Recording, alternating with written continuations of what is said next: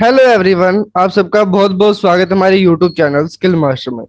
तो आज के सेशन में हम बात करने जा रहे हैं Bharat skill question bank for training methodology या फिर पीओटी की हम बात करें। तो चलिए शुरू करते हैं आज का सेशन बिना किसी देरी के। तो तो मेरा नाम है सचिन सैनी और आप हमारे इस यूट्यूब चैनल स्किल मास्टर को सब्सक्राइब कीजिए ताकि जितने भी नोटिफिकेशन है वो आपको मिलते रहे। तो आज का जो सेशन होने वाला है वो काफी छोटा होने वाला है, 20 से 25 मिनट का ही होगा, क्योंकि जो क्वेश्चंस है वो काफी सिंपल है। ठीक है, या फिर हम उनके बारे में पहले भी डिस्कस कर चुके हैं, इसलिए जो होने वाला है आज का सेशन वो बिल्कुल छोटा सा होगा। तो जल्दी जल्दी हम क्वेश्चन को करेंगे। सो आज का पहला क्वेश्चन है, question number 1। What is the importance of end of course feedback? What is the importance of end of course feedback, यानी कि पाठ्यक्रम प्रतिक्रिया के अंत का महत्व क्या है? तो ऑप्शन है आपके पास, determine if students are satisfied with the training and check if training environment and teaching were conceived. Then second option है to record attendance, third option है to assess performance of the teacher और fourth option है to check if syllabus is appropriate.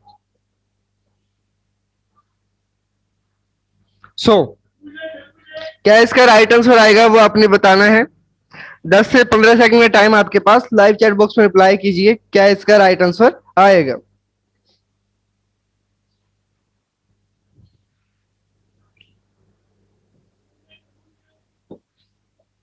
सो इसका right answer आएगा option number 1, determine if student was satisfied with the training and check if learning environment and teaching were conceived। देखिए, जब क्या कहा गया है पहले वो देखते हैं हम। यहाँ पूछा गया एंड ऑफ कोर्स फीडबैक, जब किसी एक पाठ्यक्रम का अंत हो जाता है, किसी कोर्स का अंत हो जाता है, जब कोर्स कंप्लीट हो जाता है।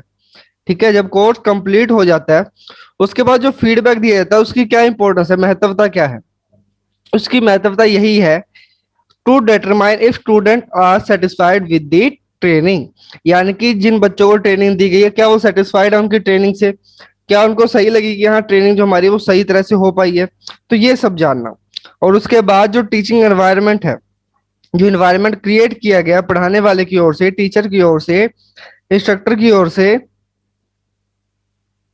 सो तो उनको जानना कि क्या वो सही था, ठीक है, कि जो इन्वायरमेंट था अच्छा था या नहीं था, पढ़ने लायक था या नहीं था। तो ये सब जानने के लिए हम क्या करते हैं, एंड ऑफ कोर्स फीडबैक का यूज करते हैं। जैसे कोई भी कोर्स कंप्लीट हो गया, आपने आईटीआई कर ली।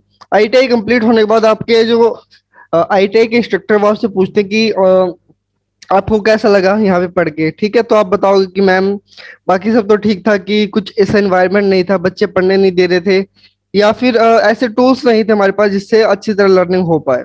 ठीक है, कुछ कुछ टूल्स जो है, मशीन जो अवेलेबल नहीं थी जिससे ट्रेनिंग कंप्लीट नहीं हो पाई। तो ये सब आप फीडबैक दे सकते हो। अभी तो आप नहीं दोगे ना, अभी तो आप फीडबैक लोगे बच्चों से। तो इनसे क्या होगा कि आपको पता चलेगा कि कहाँ प्रॉब्लम आ रही है और किसको इम्प्रूव करने से मेरी क्लास जो है, मेरी टीचिंग जो है वो बेटर बन जाएगी और जो ट्रेनिंग है वो अच्छी बन जाएगी, एक जो लेवल है उसका अप हो जाएगा। तो यही होता है एंड ऑफ कोर्स फीडबैक का, मतलब यही इंपॉर्टेंस इसकी होती है। तो बढ़ते हैं नेक्स्ट क्वेश्चन की ओर। Question number 2, which classroom arrangement is most effective when a class is being taught in lecture mode and there is independent work expected?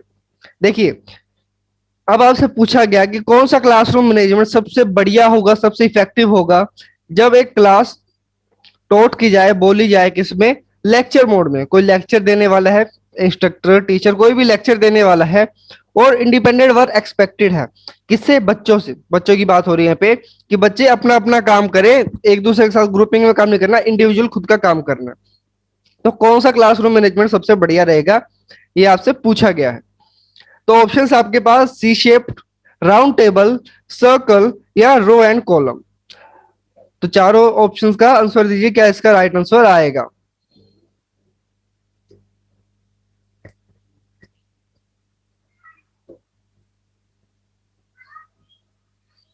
सो जल्दी जल्दी आंसर कीजिए क्या इसका राइट आंसर आएगा।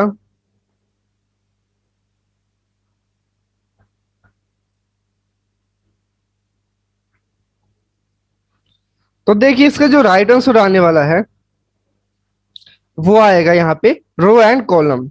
जब इंडिपेंडेंट वर्क एक्सपेक्टेड हो बच्चों से कि वो अपना अपना काम करे, किसी की नकल ना करे, किसी की ग्रुपिंग में ऐसा कोई काम ना करे और लेक्चर देना जाना हो। तो देखिए एक बिल्कुल एग्जांपल दूंगा आपको सिंपल सा। जब मान लो आप बच्चों को पढ़ा रहे हो क्लास में, तब ऐसे तो नहीं है कि वो एक दूसरे से डिस्कस करेंगे कोई चीज को, डिस्कशन तो नहीं हो रही ना। उनका काम क्या है? उनका काम है सिर्फ लेक्चर को सुनना, जो ट्रेनर बोल रहा है उसको सुनना। तो क्या करेंगे, बच्चों को अलग अलग बिठा देंगे, वो अच्छे से ध्यान से सुन सके। अगर इकट्ठे बिठा देंगे तो वो बातों में लग जाएंगे, डिस्कशन शुरू हो जाएगी और आप अच्छे से नहीं पढ़ा पाओगे। ठीक। सो कौन कौन से क्लासरूम मैनेजमेंट होते हैं हम देखते हैं, अलग अलग टाइप के।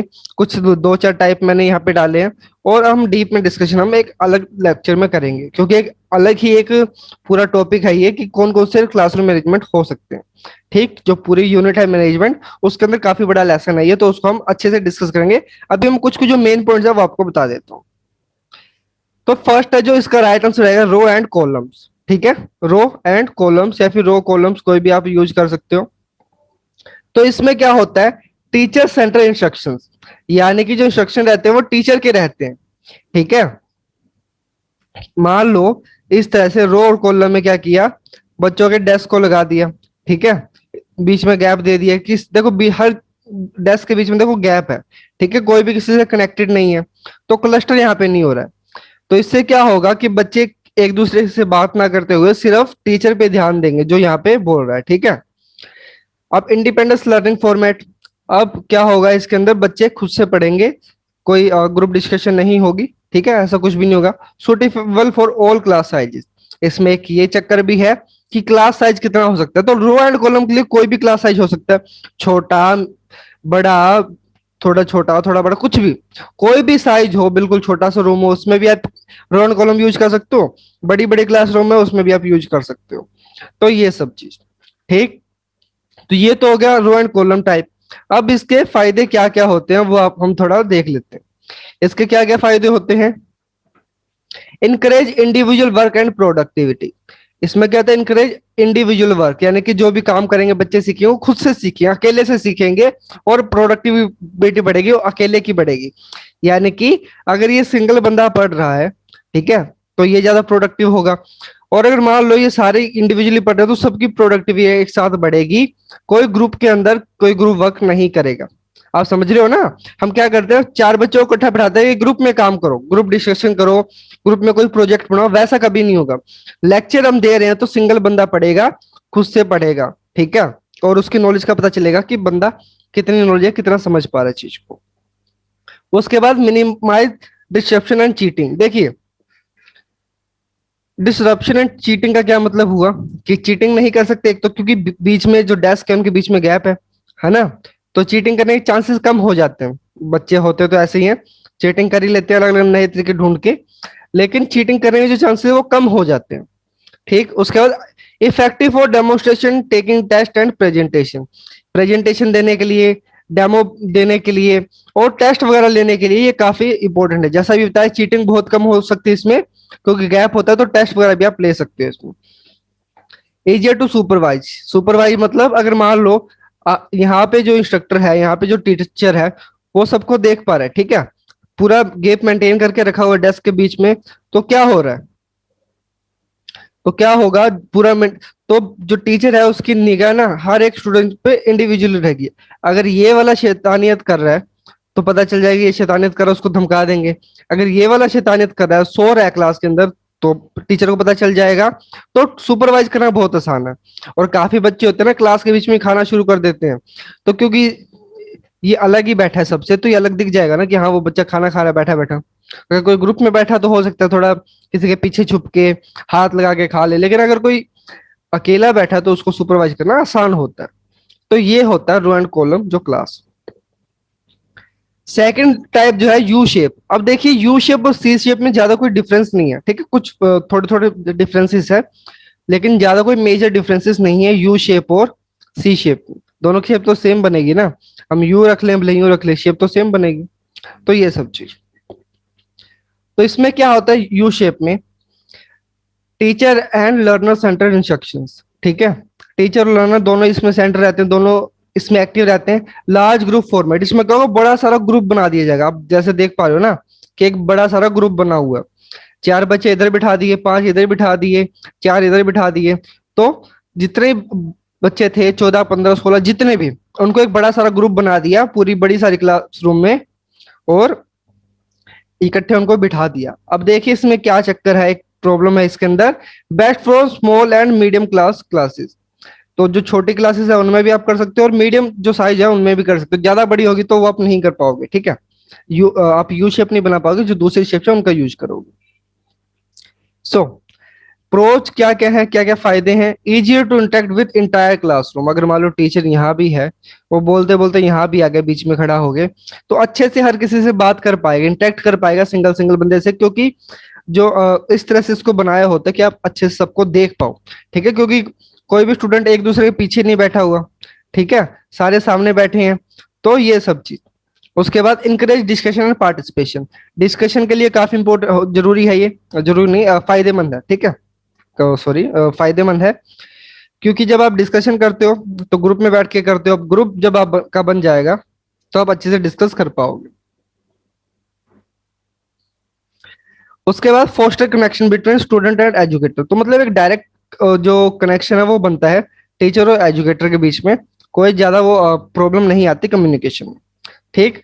Large area for presentation and demonstration, जैसे मैंने बताया, जो आपका लेक्चरर है, टीचर है, वो यहाँ बीच में खड़ा होकर बोल सकता है, तो काफी सारा स्पेस होता है बोलने के लिए, ठीक है, काफी सारी जगह होती है डेमोन्स्ट्रेट करने के लिए। तो ये अच्छा रहता है किसके लिए, प्रेजेंटेशन के लिए और डेमोन्स्ट्रेशन के लिए भी, ठीक। अब कौन क्या क्या है। Not suitable for work in small group, अब छोटे छोटे ग्रुप में काम करना, मान लो चार बंदों को साथ में उठाना, तो वो तो नहीं हो पाएगा ना, क्योंकि बड़ा सारा ग्रुप बनाया हुआ है। तो एक इसका नुकसान है, ठीक। में और वेम शाय स्टूडेंट, मान लो कुछ शर्म, जिन बच्चों को ज्यादा शर्म आती है, जो शर्मीले टाइप के होते हैं ना, जिनको हम कह सकते हैं इंट्रोवर्ट टाइप के जो स्टूडेंट होते हैं, उनके लिए सही नहीं है। उन वो तो मतलब बिल्कुल ही परफॉर्म नहीं कर पाएंगे ना सबके सामने, जब बिल्कुल सामने लाके खड़ा कर दिया जाएगा, तो ये सब चीज may be difficult to control behaviour. अब इस तरह से आप क्लास लगाओगे तो थोड़ा सुपरवाइज करना भी मुश्किल हो जाएगा, ठीक है, और बच्चे थोड़े शैतानी करना शुरू कर दें।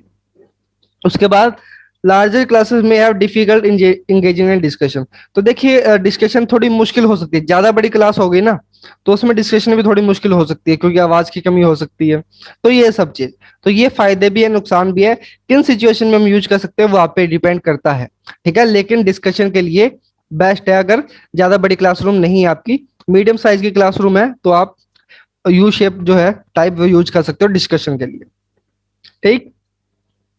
देन क्लस्टर, जैसे अभी बात की गई हमें कि छोटे छोटे ग्रुप बनाने हो, चार बच्चों को बिठा दिया साथ में और ग्रुप में वर्क करना हो, तो क्लस्टर टाइप यूज करेंगे। क्लस्टर में क्या होता है, इकट्ठे हो जाना, ठीक है। छोटे छोटे ग्रुप बना दिए जाते हैं, जैसे आप देख पा रहे हो ना, ग्रुप बने हुए हैं छोटे छोटे, पांच ग्रुप बने हुए इस साइड, पांच ग्रुप बने हुए इस साइड, तो इस तरह से, ठीक। तो इसमें क्या होगा, encourage interaction of all students, creative a more personal and safe environment for students and convey their idea, promote cooperation and teamwork, develop reflection, problem solving and communication skill, flexibility to strategical form suitable for class small spaces। तो देखिए मैं पूरा एक छोटा सा बता दूं इसमें क्या लिखा गया है, कि क्लस्टर रूम किस लिए यूज करते हैं, क्लस्टर टाइप क्लासरूम मैनेजमेंट इसलिए यूज करते हैं कि छोटे छोटे ग्रुप बना दी जाए। बच्चों को कि आप ग्रुप में काम करो या ग्रुप में डिस्कशन करो, चार बच्चों की, पांच बच्चों का ग्रुप बना लो, उसमें डिस्कशन करो कोई टॉपिक। टॉपिक क्या हो सकता है, जीडीपी ऑफ इंडिया, एग्जाम्पल दे रहा हूँ। एनएसक्यू ऑफ लेवल किस लिए बनाया गया, जो लेवल है वोकेशनल ट्रेनिंग का इंडिया के अंदर, वो कैसा है, उस पर डिस्कशन करना, ठीक है। हालांकि आईटीआई वाले स्टूडेंट को इतनी नॉलेज नहीं होती इस चीज के बारे में, लेकिन अगर आप ट्राई करोगे उन सबको, बच्चों को ये चीज सिखाने में, तो जरूर सफल होंगे एक दिन, ठीक है। हो सकता है थोड़े शुरू में दिक्कत आए, लेकिन आप धीरे धीरे सीख जाओगे। तो इसके बाद रनवे, रनवे में जैसे आप देख पा रहे हो, ठीक है, इधर कोई स्टूडेंट नहीं है, इधर कोई स्टूडेंट नहीं है, टीचर का डेस्क यहाँ रखा हुआ है। टीचर क्या करेगा, इधर पहले इधर जाएगा, फिर उधर जाएगा, ऐसे चलते चलते बोलेगा, ठीक है। इसमें क्या होगा, जो बच्चे सारे टीचर की तरफ देखेंगे ऐसे, और जो टीचर है वो चलते चलते बात कर सकता है, प्रेजेंटेशन अपनी दे सकता है। आपने देखा होगा ना, बड़े बड़े जैसे बिल गेट्स हो गया, या फिर सुंदर पिचाई है, गूगल के सीईओ। तो वो क्या करते हैं, ऐसा नहीं है कि वो बैठ के स्पीच देते हैं, ठीक है, वो खड़े होकर स्पीच देंगे सबके सामने, थोड़ा थोड़ा मूवमेंट भी होती रहती है। तो ये सब चीज, तो ये रनवे इसलिए काम आता है कि आपने जब अपना कोई लेक्चर देना हो तो आप चलते चलते भी उसको दे सकते हो। उसके बाद नेक्स्ट है स्टेडियम टाइप। स्टेडियम टाइप में क्या किया जाएगा, जो आपके डेस्क है उनको थोड़ा सा क्लस्टर कर दिया जाएगा। 3 डेस्क लगा दिए, 4 डेस्क इकट्ठे लगा दिए और उनको थोड़ा टिल्ट कर दिया, टेढ़ा कर दिया और सेम डायरेक्शन में क्या कर दिया, लगा दिया। फेसिंग क्या होगी इनकी, फेसिंग ये है, ठीक है, जो सेंटर है क्लास का वो होगा। और यहाँ पे बीच में स्पेस भी है। आपने देखा होगा ना कि आपके जो आईटीआईज के अंदर या स्कूल्स के अंदर जब आपको पढ़ाया जाता था, इंग्लिश हिंदी के चैप्टर पढ़ाए जाते थे, तो टीचर क्या करते थे, बोलते बोलते बीच में चलते रहते थे, देखते रहते थे कि बच्चा क्या पढ़ रहा है या नहीं पढ़ रहा, कोई शैतानियत तो नहीं कर रहा। तो ये उस टाइप का क्लासरूम होता है, ठीक है। This layout is best suited teacher centric classroom. यानी कि जैसे मैंने आपको बताया, टीचर बोले जा रहा है, ठीक है, टीचर लेक्चर जा रहा है, तो टीचर सेंट्रिक होगा कि मतलब पूरा ध्यान टीचर पे रहेगा, बच्चे सिर्फ सुनेंगे उस चीज को। उसके बाद कॉम्बिनेशन। कॉम्बिनेशन क्या है, क्लस्टर भी कर दिया, रो या कॉलम भी बना दिए, ठीक है। तो ये तो सब आप यूज कर सकते हो, अलग अलग मेथड्स होते हैं इनके, ठीक है। अलग अलग चीजें आप मिक्स करके खुद आप थोड़ा एक्सपेरिमेंट कर सकते हो कौन सा बढ़िया रहता है, कि आप जो क्लास में पढ़ा रहे हो बच्चे किस तरह से अच्छा बिहेव कर पा रहे हो, तो आप उन क्लासरूम मैनेजमेंट को यूज कर सकते हो। भले वो स्टेडियम टाइप हो, भले रनवे टाइप हो, रो एंड कॉलम टाइप हो या सी टाइप हो, ठीक है। तो वो आप सब यूज कर सकते हो। क्लस्टर टाइप बिल्कुल डिस्कशन के लिए, ग्रुप प्रोजेक्ट के लिए बेहद इंपॉर्टेंट है, बेहद बढ़िया है, ठीक। Then question number 3, which of the following can be use by an counsellor to know an individual before the counselling process. अब क्वेश्चन में क्या कहा गया है, एक काउंसलर के द्वारा कौन सी चीज एक इंडिविजुअल को जानने में मदद करेगी बिफोर काउंसलिंग प्रोसेस। मान लो आप एक काउंसलर हो और आपके स्टूडेंट आपके पास काउंसलिंग करवाने आ रहे हैं, ठीक है। अब काउंसलिंग करने से पहले आपको क्या ऐसी चीज करनी है कि उस स्टूडेंट के बारे में ज्यादा आप जान सको, ठीक। Asking them to take test, उनको कहो कि टेस्ट दो, या फिर इंटरव्यूइंग पेरेंट्स एंड टीचर, यानी कि उसके जो पेरेंट्स है या फिर उसके जो फ्रेंड्स है उनको इंटरव्यू करना, उसके बारे में जानना, ठीक। Asking him to write in autobiography, खुद की आत्मकथा लिखने को कहोगे, या फिर कहोगे कि आपका सबसे बड़ा डर कौन सा है। Ask him them about biggest fear. तो ये आपके ऑप्शंस है, लाइव चैट बॉक्स में रिप्लाई कीजिए।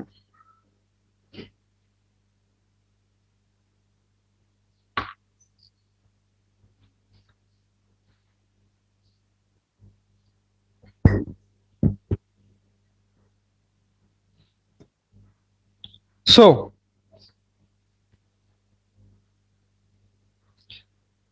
तो देखिए, जो इसका राइट आंसर आएगा वो आएगा इंटरव्यूइंग पेरेंट्स एंड फ्रेंड्स। यानी कि मान लो कोई आपके पास स्टूडेंट आ रहा है, उसके बारे में आप जानना चाहते हो, ठीक है।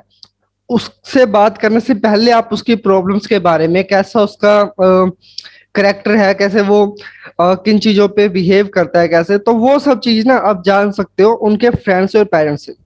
पेरेंट्स ने बच्चे को बचपन से पाला पोसा होता है, ठीक है। उसको आप पेरेंट्स को सारी चीजें पता होती है कि मेरा बच्चा कैसे बिहेव करता है, कैसे मिसबिहेव करता है, तो जो भी चीजें सारी पता होती हैं किसको, पेरेंट्स को।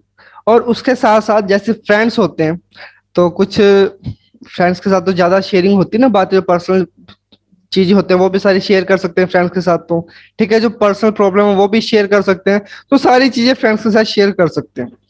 तो इसीलिए अगर मान लो आपको जानना है किसी क्लाइंट के बारे में या अपने स्टूडेंट के बारे में, तो आप उनके फ्रेंड्स को बुलाओगे, उनसे बातचीत करोगे, या फिर उनके पेरेंट्स को बुलाओगे और उनसे बातचीत करोगे कि आपका जो फ्रेंड है वो कैसा है, उसका बिहेवियर कैसा है, या फिर उसको क्या प्रॉब्लम है जिंदगी के अंदर।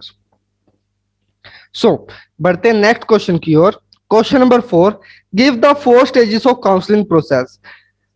4 स्टेप, 4 स्टेज कौन कौन से होते हैं काउंसलिंग प्रोसेस के, वो आपसे पूछे गए हैं, पहले भी डिस्कस किया गया था ये क्वेश्चन, ठीक है। सेम क्वेश्चन नहीं था, यानी कि काउंसलिंग से रिलेटेड था। उसमें हमने क्या किया था, वो क्वेश्चन ये था कि कौन से काउंसलिंग प्रोसेस की स्टेज नहीं है। अब आपने यहाँ से चार स्टेज पूछ ली काउंसलिंग की, तो वो बताने कौन कौन सी होती है। सिंपल सा आंसर है, क्योंकि जो ऑप्शन दिए गए हैं बिल्कुल रिलेटेड नहीं है। ठीक है, तो ऑप्शन है relationship building, making an assessment, establishing goals and developing an action plan. Option number two, analysis, design, implementation, evaluation. Option number three, attention making, relevance seeking, counseling and satisfaction. Option number four, resonance, agreement, counseling and evaluation. तो बिल्कुल simple सा question है। अगर आपने जरा सा भी पढ़ा है काउंसलिंग प्रोसेस को, तो आप यूं चुटकियों में आंसर दे दोगे। चुटकियों मतलब सेकंड्स के अंदर, कि ये 1 2 3 4 क्या इसका राइट आंसर आने वाला है। तो जल्दी जल्दी आंसर कीजिए, क्या इसका राइट आंसर आएगा। और एक चीज मैं कहना चाहूंगा, कल किसी स्टूडेंट ने पूछा कि ना, एक क्वेश्चन था, क्वेश्चन तो मुझे याद नहीं, हाँ, क्वेश्चन क्या था कि जो एक मॉडल था जिसका नाम था एडी। तो स्टूडेंट ने कहा कि सर भारत स्किल में इसका जो आंसर दिया गया है वो ब्लूम्स दिया गया है। ठीक है, आपके क्वेश्चन बैंक के हिसाब से या फिर मेरे जो प्रैक्टिस टेस्ट के हिसाब से उसमें आंसर दिया गया एडी। तो इसका जो राइट आंसर क्या आएगा, वो एडी आएगा, क्योंकि एडी ही था उसका राइट आंसर। और भारत स्किल के हिसाब से आएगा ब्लूम्स। तो हमने एग्जाम में कौन सा सिलेक्ट करना है। देखिए, मैंने पहले भी कहा था एग्जाम में आप वही सिलेक्ट करोगे जो भारत स्किल में दिया गया है। ठीक है, और अभी मान लो हम कह नहीं सकते कि नया क्वेश्चन बैंक आएगा या नहीं आएगा। हम ये नहीं कह सकते कि जो क्वेश्चन बैंक उसको अपडेट किया जाएगा या नहीं किया जाएगा। तो अगर मैं मान लो आपको अभी से कहना शुरू कर दूं कि आपने गलत ही जो आंसर दिया हुआ भारत स्किल में वही सिलेक्ट करना है, तो ऐसे तो काम नहीं चलेगा ना। हो सकता है कि लास्ट के अंदर उसको अपडेट कर दिया जाए और मैं कह दूं आपको कि गलत जो दिया गया भारत स्किल में वही, उसको आप गलत ही चूज करके आओ, आपके नंबर तो चले जाएंगे ना। मैंने जरूर बताया था कि जो पिछले क्वेश्चन बैंक में पिछले सेशन में क्या आया था कि आपने जो गलत थे उनको गलत ही सिलेक्ट करके आए, तो आपको नंबर मिल रहे हैं। ठीक है, कोई सही क्वेश्चन नहीं हो रहा। तो देखिए, अभी के लिए आप ये मान के चलिए कि जो भारत स्किल में गलत क्वेश्चन है, मतलब जो आंसर गलत दिया हुआ है, उसको आपने गलत ही सिलेक्ट करना है एग्जाम्स के टाइम पे। लेकिन एग्जाम्स में जाने से पहले आपने कंफर्म कर लेना है कहीं भारत स्किल जो क्वेश्चन बैंक है उसकी जो आंसर की है वो अपडेट तो नहीं हो गई। ठीक है, या फिर कोई नया क्वेश्चन बैंक तो नहीं आ गया। तो ये सब चीज। और साथ में अगर मान लो मैं क्वेश्चन पढ़ के आपको गलत आंसर बता रहा हूँ, मैं क्लास की बात कर रहा हूँ, अगर मान लो उसमें बताता कि ब्लूम्स इसका राइट आंसर आएगा, तो एडी में समझा ही नहीं पाता आपको। ठीक है, उसका क्वेश्चन का मतलब ही चेंज हो जाता आपके लिए। अगर मैं कहता कि भैया इसका आंसर एडी आएगा और एडी के ऊपर ही मैं उसको एक्सप्लेन कर दूं, तो ऐसा तो सही नहीं चलेगा ना। जिसका राइट आंसर होगा, क्या उस क्वेश्चन का मतलब बनता है, वो मैं समझा रहा हूँ। ठीक, तो ये सब चीज, तो आपने एग्जाम में जाने से पहले कंफर्म कर लेना है कि क्या हमने सिलेक्ट करने हैं, जो भारत स्किल में गलत था उनको गलत ही सिलेक्ट करना है, या फिर भारत स्किल का कहीं अपडेट तो नहीं हो गया, नया क्वेश्चन बैंक तो नहीं आ गया।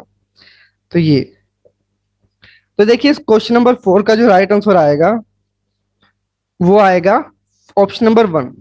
कौन कौन सी स्टेजेस होती हैं काउंसलिंग की? Relationship building, making an assessment, establishing goals, developing an action plan. तो देखिए, रिलेशनशिप बिल्ड करेंगे सबसे पहले किसके साथ, क्लाइंट के साथ। असेसमेंट मेक करेंगे क्या प्रॉब्लम्स हो रही है। उसके बाद गोल्स करेंगे कि उन प्रॉब्लम को सोल्व करने के लिए क्या क्या गोल बनाने हैं। और उसके बाद एक्शन प्लान। अब गोल बना लिए तो गोल्स पे कैसे हमने काम करना है, ये एक एक्शन प्लान बनाएंगे। ये चार स्टेजेस होती है काउंसलिंग की। ठीक, सो एक काउंसलिंग पे हम ना अलग से वीडियो बनाएंगे, ताकि ना आप अच्छे से समझ पाओ, क्योंकि ये जो टॉपिक्स है ना, ये एक इंडिविजुअली पढ़ने वाले हैं, क्योंकि इन पर जितना डीप में जाएंगे उतना सही रहेगा। तो बढ़ते हैं नेक्स्ट क्वेश्चन की ओर। Question number 5, which of the following are benefit of entrepreneurship? इनमें से कौन सा बेनिफिट है एंटरप्रेन्योरशिप का? बिल्कुल सिंपल सा क्वेश्चन है। It result in the creation of new organisation and bring creativity into the market place. It lead to improve standard of living and help develop the economy of the country. या फिर both of this या none of this. क्या इसका right answer आएगा, जल्दी से मुझे बताइए। एंटरप्रेन्योरशिप के क्या फायदे हैं, उद्यमिता के क्या फायदे हैं? ऑप्शन मैंने बताया आपको कि नए ऑर्गेनाइजेशन बनते हैं और नई क्रिएटिविटी आती है मार्केट प्लेस के अंदर। ठीक है, उसके बाद ऑप्शन दिया गया दूसरा कि जो कंट्री की इकोनॉमी है उसको बढ़ाने में मदद करता है, स्टैंडर्ड ऑफ लिविंग है उसको बढ़ाने में मदद करता है, या फिर ये दोनों इसका राइट आंसर आएगा। तो देखिए ज्यादा सोचने की बात नहीं है, ऑप्शन नंबर 3 इसका राइट आंसर आएगा, बोथ ऑफ दीज। ठीक है, both of these is the right answer. Entrepreneurship से क्या होता है, नई ऑर्गेनाइजेशन भी आती है, क्रिएटिविटी भी आती है, इकोनॉमी भी बढ़ती है कंट्री की, और स्टैंडर्ड ऑफ लिविंग है वो भी बढ़ता है। सो बढ़ते हैं नेक्स्ट क्वेश्चन की ओर। Question number 6, Pradhan Mantri Mudra Yojana micro unit development and refinance agency, Mudra की फुल फॉर्म है ये, micro units development and refinance agency give loan up to a sum of dash. तो देखिए इसमें क्या है, जो प्रधानमंत्री मुद्रा योजना में कितने लाख तक का लोन दिया जाता है।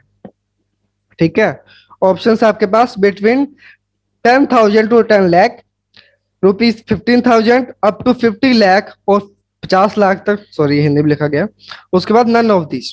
तो क्या इसका राइट आंसर आएगा, अगर आपने प्रधानमंत्री मुद्रा योजना के बारे में सुना तो आपको आंसर बिल्कुल पता होगा। और अब आप कहेंगे कि सर पीओटी के अंदर ये क्वेश्चन क्या कर रहा है, तो देखिए पीओटी के अंदर ये क्वेश्चन आपकी जो यूनिट है एंटरप्रेन्योरशिप, उसके अंदर ये क्वेश्चन आएगा। ठीक है, क्योंकि एंटरप्रेन्योरशिप के अंदर आपको यही सब चीज सिखाई जाती है, तो आपको इन चीजों के बारे में भी पता होना बेहद जरूरी है। तो देखिए जो इसका राइट आंसर आएगा वो आएगा बिटवीन 10,000 टू 10 लाख। प्रधानमंत्री मुद्रा योजना के अंदर क्या की जाता है, आपको 10,000 से लेके 10 लाख तक के लोन दिए जाते हैं। ठीक है, तो देखिए इसमें एक चीज देखिए आप, मुद्रा लोन में लिखा गया है शिशु 50,000 तक के लोन। आप कहोगे 50,000 से शुरू होता है, नहीं, 10,000 से लेके 50,000 तक। यानी कि मान लो कोई चिल्ड्रन है, बच्चा है, ठीक है, यानी कि जो 18 साल से कम है, 13 से लेके 18 साल तक का है, वो अपना छोटी सी कोई माइक्रो यूनिट चला रहा है, खुद का थोड़ा सा छोटा बिजनेस चला रहा है, कोई शॉप चला रहा है, उसके लिए ये लोन दिया जाना है। ठीक है, ताकि वो थोड़ी वित्तीय मदद हो, उसके पैसे मिल सके, जो छोटी छोटी दुकानें हैं वो ज्यादा थोड़ी बड़ी हो सके, और जो इंडिया की जीडीपी है वो बढ़ सके। तो जो 18 साल तक के हैं उनके 50,000 तक के लोन दिए जाते थे। ठीक है, उसके बाद जो किशोर हैं यानी कि जो अडल्ट हैं 18 से लेके जो बड़े हैं, ठीक है, उसमें क्या है 50 से लेके 5 लाख तक के लोन। उसके बाद जो तरुण है उनके 5 लाख से लेके 10 लाख तक के लोन इसमें दिए जाते हैं। सो बढ़ते हैं नेक्स्ट क्वेश्चन की ओर।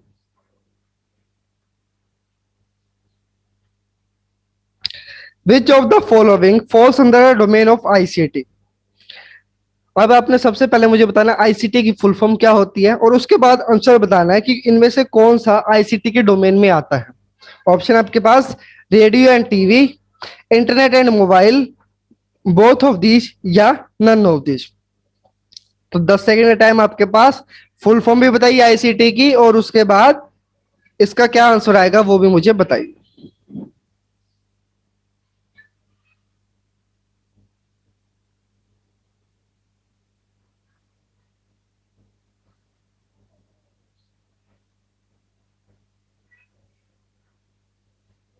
सो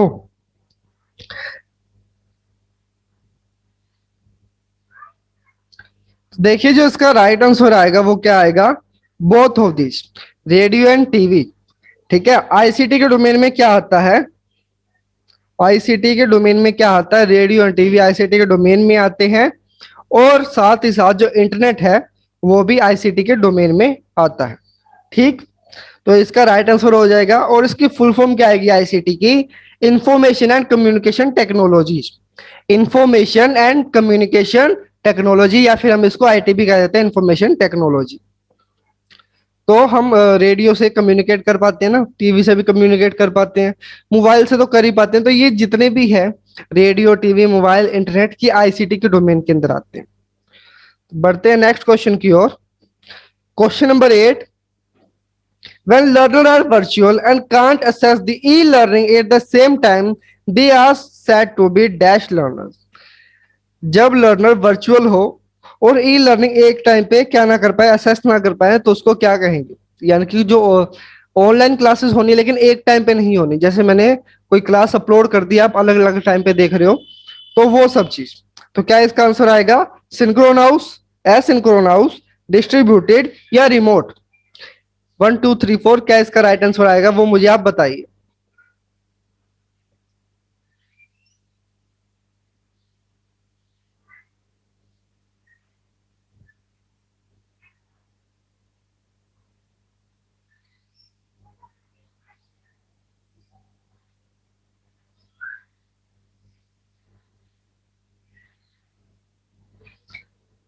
सो देखिए इसका जो राइट आंसर आएगा वो आएगा asynchronous.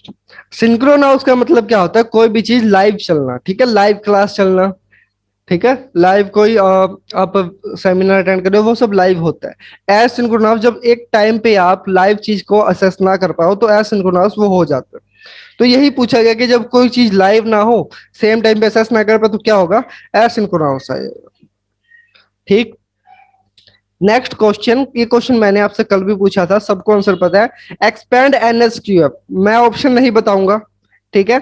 One two three four आपने नहीं लिखना, फुल फॉर्म लिखना है एक्सपैंड एनएसक्यूएफ।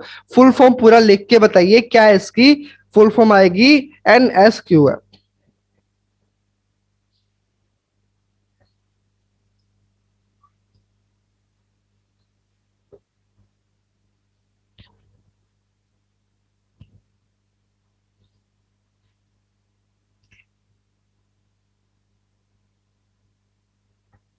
सो क्या इसकी फुल फॉर्म आएगी, नेशनल स्किल क्वालिफिकेशंस फ्रेमवर्क।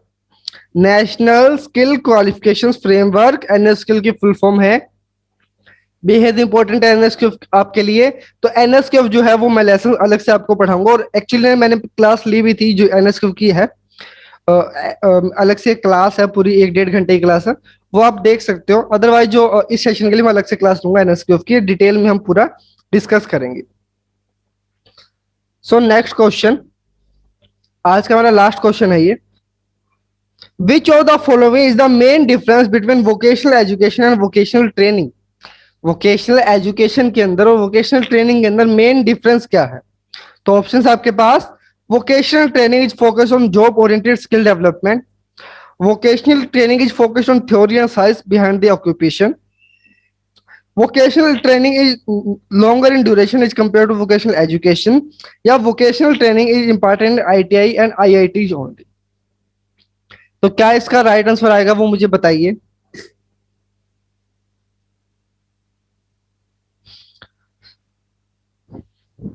तो देखिए वोकेशनल का मतलब आपको पता होना चाहिए, वोकेशनल का मतलब ही यही होता है कि जॉब ओरिएंटेड स्किल डेवलपमेंट, ठीक है।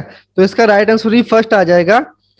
वोकेशनल का मतलब ही होता है जॉब ओरिएंटेड स्किल डेवलपमेंट, मतलब जो आप काम करने वाले हो जिंदगी के अंदर, भले वो आपका ड्राफ्टमैन का काम हो, इलेक्ट्रिशियन का काम हो, कॉस्मेटोलॉजी का हो, सिविल टेक्नोलॉजी को, कोई भी हो, ठीक है।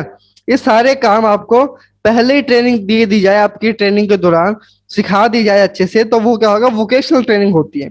जैसा आप फोटो में देख पा रहे हो ना, फर्स्ट इसका राइट आंसर आएगा कि जो वोकेशनल ट्रेनिंग है जॉब ओरिएंटेड स्किल डेवलपमेंट, यानी कि जो कार्य है आप पूरी जिंदगी भर करने वाले, कि आप ड्राफ्टमैन बन गए तो ड्राफ्टमैन का काम करोगे ना, इलेक्ट्रिशियन बन गए तो इलेक्ट्रिशियन का काम करोगे।